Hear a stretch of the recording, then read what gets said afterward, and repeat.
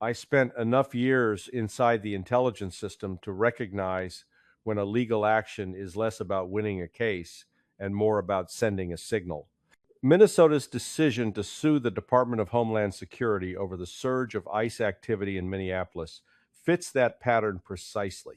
This lawsuit is not a narrow dispute over procedure. It is a flare shot into the air announcing that the normal channels of cooperation between federal enforcement and state authorities have broken down. When that happens, intelligence suffers first, operations degrade second, and credibility collapses last. From an intelligence perspective, lawsuits like this are indicators of institutional stress. States do not accuse the federal government of invasion or rogue behavior unless political trust has already eroded. The language matters. When state officials frame federal law enforcement as an occupying force, they are not just challenging tactics, they are delegitimizing authority. That has direct operational consequences. Agents on the ground begin operating in an environment where every move is interpreted through a political lens, not a security one. Intelligence collection becomes constrained, informant cooperation dries up, and routine enforcement is recast as provocation. I have watched this dynamic play out before. Once enforcement becomes politicized, every fact is filtered, every incident is amplified, and every mistake is weaponized. The Minnesota lawsuit did not emerge in a vacuum. It followed visible ICE operations, public protests, and escalating rhetoric from local leaders who framed enforcement actions as indiscriminate and terrorizing. Whether those claims withstand legal scrutiny is almost beside the point. In intelligence work, perception shapes reality faster than truth ever can. If the local population believes federal agents are acting unlawfully, then from an operational standpoint, they might as well be. The strategic distortion here is clear. Immigration enforcement requires coordination, shared databases, quiet arrests, controlled environments. When a state openly moves to block or delegitimize federal action, enforcement shifts from precision to friction. Agents are forced into higher risk operations because cooperation has collapsed. Protests erupt, crowds interfere, and officers must make split-second decisions in environments contaminated by political hostility. That is how judgment fails. Not because agents are reckless, but because the system has been rigged against calm execution. The hard lesson is this: when legal tools are used as political weapons, they do not restrain power, they scramble it. Minnesota's lawsuit signals that domestic enforcement has crossed from governance into narrative warfare. Once that line is crossed, no court ruling can restore trust quickly. From an intelligence standpoint, this is not a path to accountability. It is a warning sign of systemic failure. One of the first casualties in any politicized enforcement environment is operational clarity. I learned early in my intelligence career that when an operation starts being designed for how it will look rather than how it will function, you are already in trouble. The ICE surge in Minneapolis illustrates that failure with painful precision. What should have remained a narrow, intelligence-driven effort to locate and detain specific targets instead became a highly visible spectacle shaped as much by cameras, activists, and politicians as by law enforcement planners. From the federal side, DHS framed the operation as necessary because local authorities were not holding individuals convicted of serious crimes. That claim is verifiable in the sense that federal immigration enforcement has long stepped in when local jurisdictions refuse cooperation. But intelligence work is not just about legal authority, it is about the environment. Once enforcement shifts into jurisdictions that are politically hostile, visibility becomes liability. Raids become louder, movements more predictable, and agents more exposed. That is not how effective enforcement is supposed to work. At the same time, state and local leaders reframe these operations as indiscriminate sweeps meant to intimidate communities. Whether that interpretation was accurate in every case is less important than the fact that it dominated the narrative. When enforcement is publicly labeled as racist, unconstitutional, or rogue, it ceases to be evaluated on facts. It becomes symbolism. Every ICE vehicle becomes a provocation. Every arrest becomes a rallying cry. That is the point where enforcement stops being enforcement and starts being optics management. This is where intelligence distortion sets in. Officers on the ground are no longer reacting solely to the behavior of suspects. They are reacting to crowds, activists, live streams, and the fear of political fallout. Commanders are forced to weigh not just risks to personnel, but risks to headlines. That tension produces hesitation, overreaction, or both. None of those outcomes improves public safety. They simply increase the probability of a bad encounter escalating into a national incident. I have seen this pattern in foreign conflict zones, and now I see it replicated domestically. When enforcement becomes performative, it invites interference.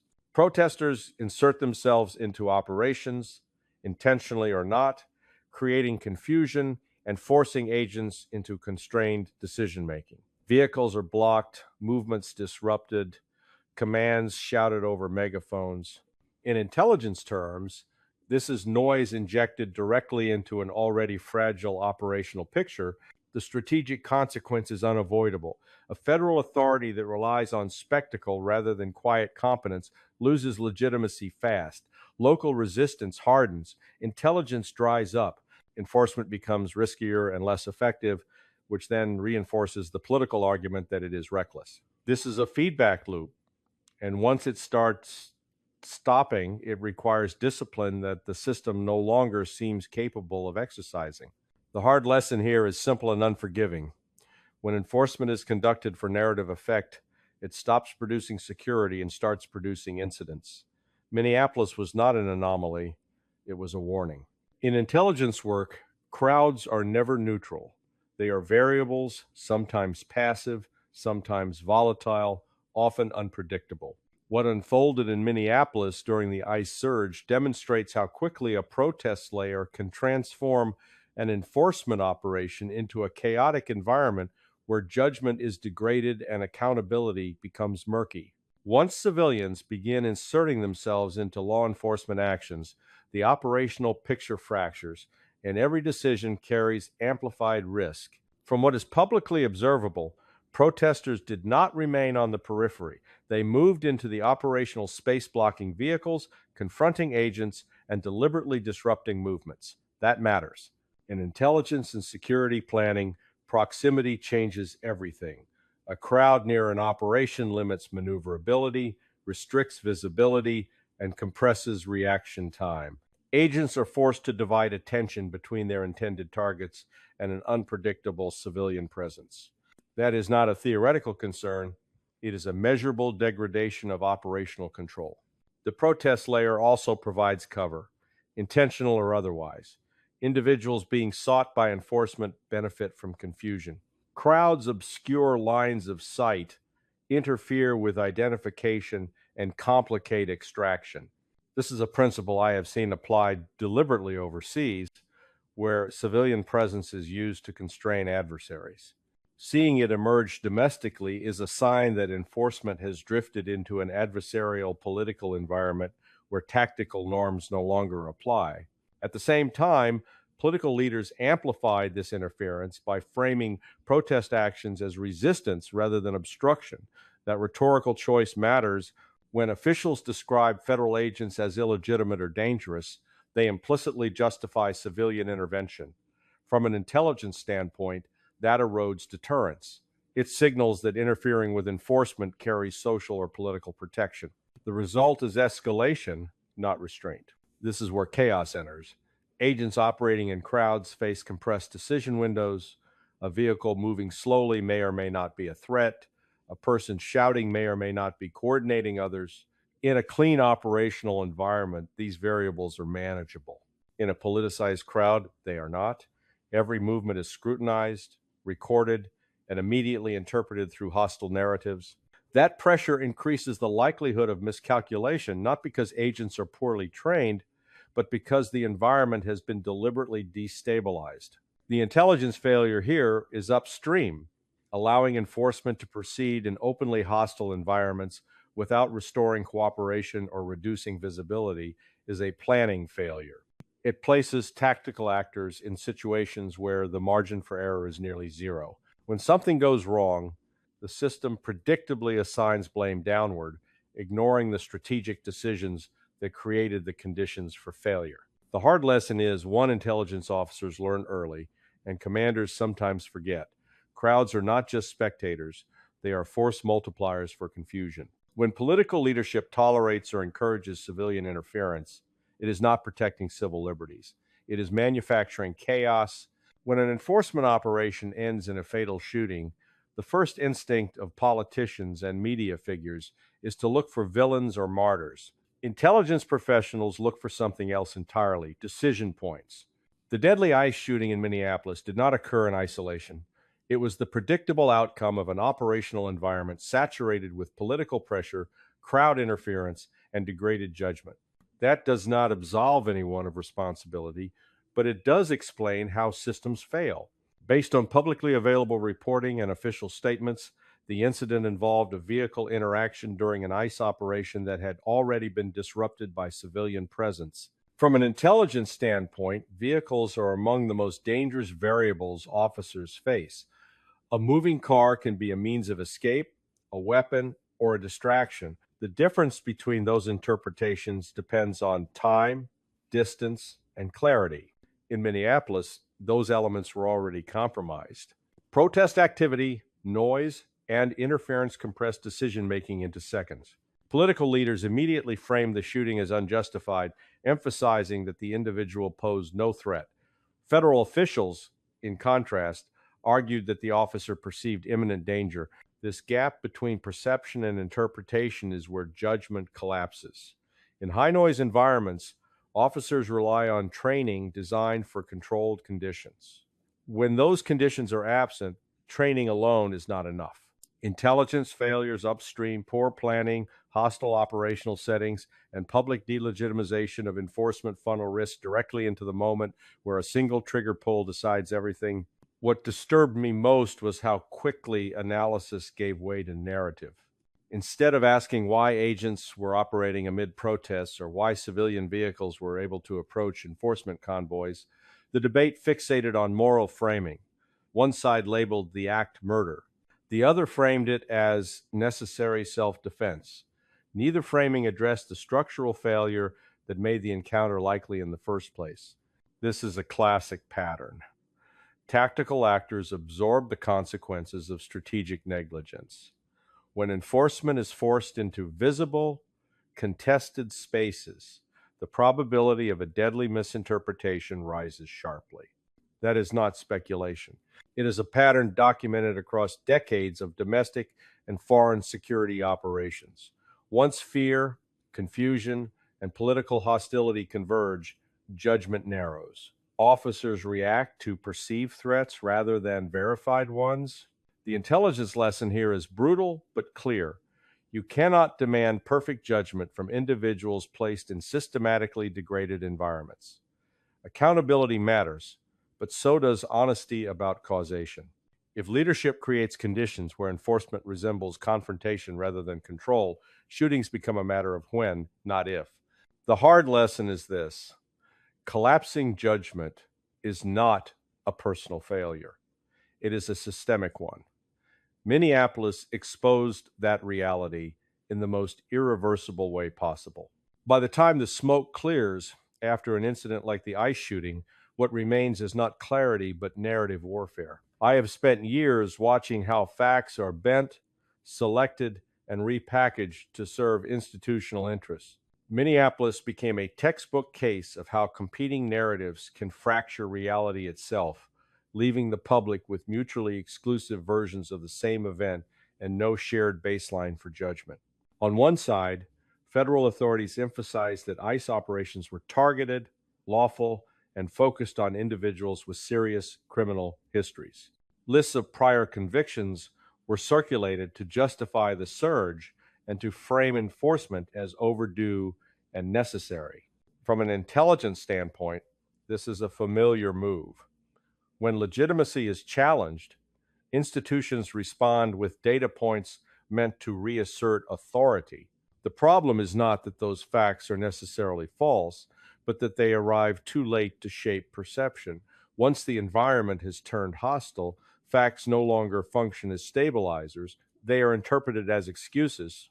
On the other side, state and local leaders portrayed the same operations as indiscriminate, unconstitutional, and terrorizing. Individual incidents were elevated as representative of the whole, and the shooting became proof of systemic abuse. In intelligence analysis, this is known as narrative compression, reducing a complex operational picture into a single moral frame. It is effective politically, but corrosive strategically. It leaves no room for nuance, no space for error analysis, and no incentive for cooperation.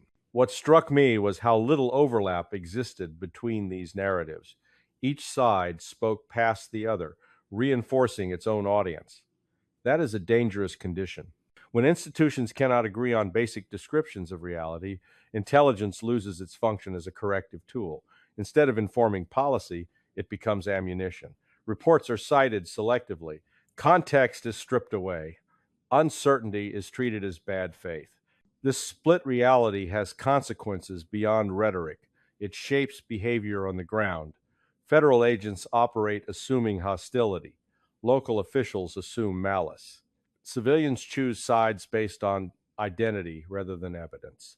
In such an environment, even accurate intelligence is discounted if it comes from the wrong source. That is how trust collapses, not suddenly, but through repeated confirmation that facts no longer matter. I have seen this pattern internationally, where governments lose internal cohesion before losing external power. Once competing narratives replace shared assessment, decision-making becomes reactive and brittle. Policy is driven by fear of backlash rather than by measured analysis. Minneapolis revealed that this condition now exists domestically. The hard lesson is one intelligence officer's dread. When reality fragments into competing narratives, the system no longer corrects itself. It drifts, blind and defensive, until the next crisis exposes the same failures all over again. One of the most overlooked principles in intelligence and security work is that authority and legitimacy are not the same thing. You can have the legal power to act and still lack the local legitimacy needed to act effectively. Minneapolis exposed that gap in stark terms. Federal immigration authority remained intact on paper, but on the ground, it operated in an environment where legitimacy had collapsed, and that made every action more dangerous and less effective. From an intelligence perspective, enforcement depends on cooperation long before it depends on force. Local law enforcement, community leaders, data sharing agreements, and informal human sources all contribute to operational success. When a state government sues federal agencies and publicly denounces their actions, those channels constrict, information flow slows, warnings about emerging risks never arrive. Agents are left operating with thinner situational awareness, which increases reliance on blunt methods rather than precision. This is not speculation. Historically, when federal authority is exercised in defiance of local political leadership, outcomes deteriorate. Agents are treated as outsiders. Their presence becomes symbolic rather than functional. In Minneapolis, ICE officers were not just enforcing immigration law, they were representing a federal government openly rejected by state leaders. That rejection radiated outward, shaping public behavior and emboldening interference. Authority without legitimacy invites resistance, not compliance. The strategic cost of this condition is severe.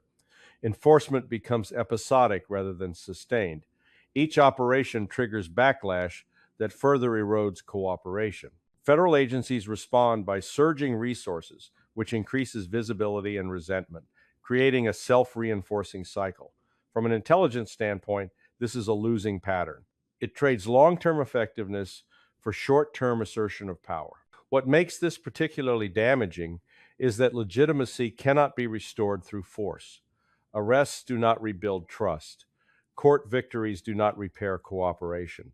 Once local institutions decide that federal action is politically unacceptable, every operation becomes a stress test rather than a routine function.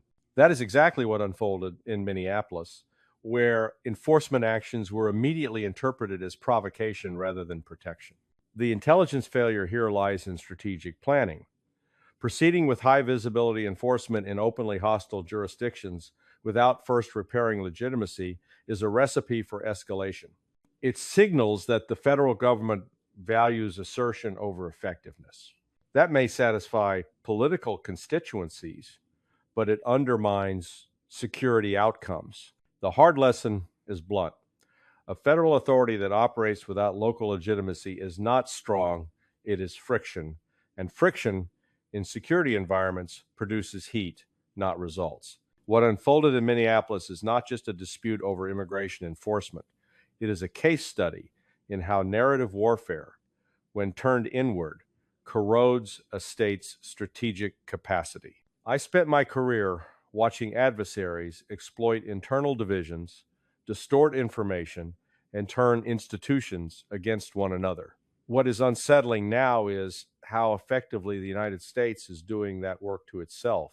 When federal enforcement, state resistance, protests, and media framing collide, the result is not accountability, it is institutional paralysis. Intelligence agencies rely on shared assumptions about reality to function. When those assumptions dissolve, intelligence stops guiding policy and starts chasing it. In Minneapolis, enforcement decisions were no longer driven by assessments of risk and feasibility. They were driven by anticipation of backlash, legal retaliation, and political theater. That is not governance. That is damage control masquerading as strategy. Narrative warfare is effective precisely because it simplifies. It reduces complex systems into villains and victims, heroes and oppressors. But intelligence work depends on resisting that impulse. The moment agencies begin acting primarily to defend their narrative position, they stop adapting to reality. Federal officials double down on assertions of criminality. State leaders double down on claims of abuse. Neither side demonstrated an interest in restoring a shared operational framework. The outcome was predictable: escalating confrontation, declining trust, and irreversible loss of credibility. The strategic cost of this dynamic extends beyond immigration. When the federal government cannot enforce the law consistently across its own territory without triggering political revolt, adversaries notice. Credibility abroad is inseparable from coherence at home. I have watched foreign intelligence services assess American weakness not through speeches, but through dysfunction. Minneapolis broadcast dysfunction in real time. This is the deeper failure. Narrative warfare turns institutions inward, forcing them to fight for legitimacy rather than results. It rewards outrage over accuracy and loyalty over competence. Over time, that hollows out capability. Decisions become defensive. Leaders prioritize optics. Intelligence becomes confirmation rather than correction. The hard lesson is one intelligence professionals recognize too late. A state does not lose power only when it loses wars. It loses power when it loses the ability to agree on what is happening within its own borders. Minneapolis was not an isolated episode. It was a signal.